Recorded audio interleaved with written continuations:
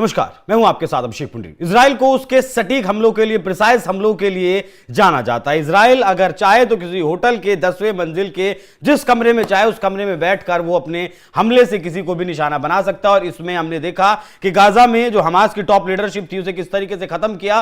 और कल 28 फरवरी को जब उसने ईरान के ऊपर लगातार 30 हमले किए, बिल्कुल एक मतलब कहें कि एक पूरी तरीके से स्ट्रेटेजिक लोकेशंस पर जो हमले किए उसमें खामेनेई का घर भी शामिल था। हालांकि कहा गया कि खामेनेई उस वक्त घर में मौजूद नहीं थे, लेकिन फिलहाल ईरान की तरफ से खामेनेई की मौत की पुष्टि कर दी गई है। हालांकि कल ही इजराइल की तरफ से कहा गया था कि हमने जो हमले किए हैं उसका अब का नतीजे आने तक उसमें 48 घंटे लगेंगे। 48 घंटों में पता चलेगा कि आखिरकार क्या कुछ हुआ है।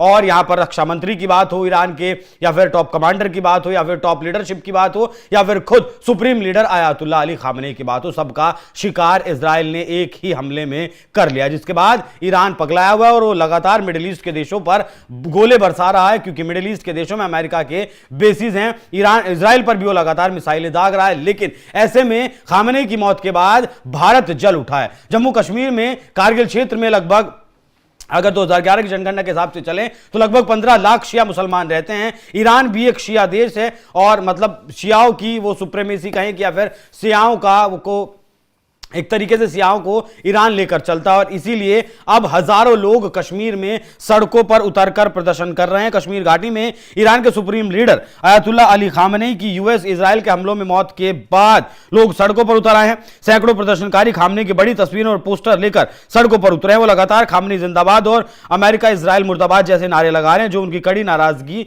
और विरोध को दिखाता है। कल इन नारों में यह भी शामिल था कि जो इजराइल का यार है वो गद्दार है। अब वो गद्दार शब्द किसके लिए इस्तेमाल किया गया? क्या अमेरिका के लिए इस्तेमाल किया गया, या फिर भारत के प्रधानमंत्री को भी इस पर निशाने पर लिया गया? क्योंकि अभी 2 दिन पहले वो इजराइल का 2 दिवसीय दौरा करके वापस लौटे थे।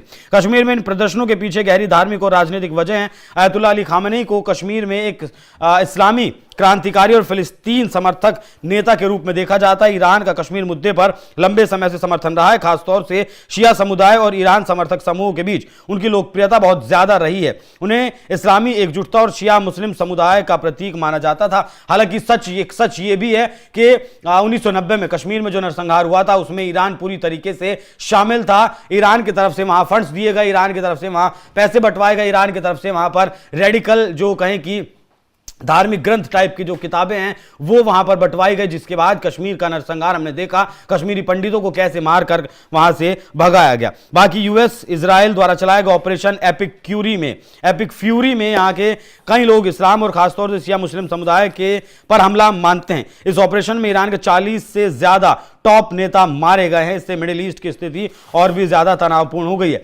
कश्मीर में ईरान के सुप्रीम लीडर की मौत को सिर्फ एक राजनीतिक घटना नहीं बल्कि धार्मिक और सामुदायिक भावनाओं से भी जोड़ा जा रहा है। और माना जा रहा है कि इसका कारण वहां ये आक्रोश लगातार फैल रहा है और विरोध प्रदर्शन किया जा रहा है। अब देखना दिलचस्प ये भी होगा कि क्या ये विरोध प्रदर्शन और ज्यादा बड़े स्तर पर फैलता है, क्योंकि लद्दाख में भी कुछ हद तक शिया मुसलमान हैं और जम्मू कश्मीर में भी बहुत सारे शिया मुसलमान हैं। और लद्दाख से तो हमने देखा था किस तरीके से वांगचुक के प्रोटेस्ट के टाइम पर जनजीज ने उठने की कोशिश की थी और एक प्रदर्शन करने की कोशिश की थी। फिलहाल ये प्रदर्शन सिर्फ नारेबाजी तक सीमित है, लेकिन क्या ये प्रदर्शन हिंसात्मक होता है? जिस तरीके से ईरान के लोग आयतुल्लाह अली खामेनेई की मौत की दुआ कर रहे थे, उसके तख्ता पलट की दुआ कर रहे थे, वैसा कुछ प्रदर्शन क्या भारत में भी देखने को मिलता है? और क्या जिस तरीके से इजराइल के साथ भारत की नजदीकी बढ़ी है उससे ये जो मुस्लिम वर्ग है ये कहीं केंद्र सरकार से, भारत सरकार से दूर जाता हुआ तो नहीं दिखाई देता, क्योंकि जो नारे यहां पर लग रहे हैं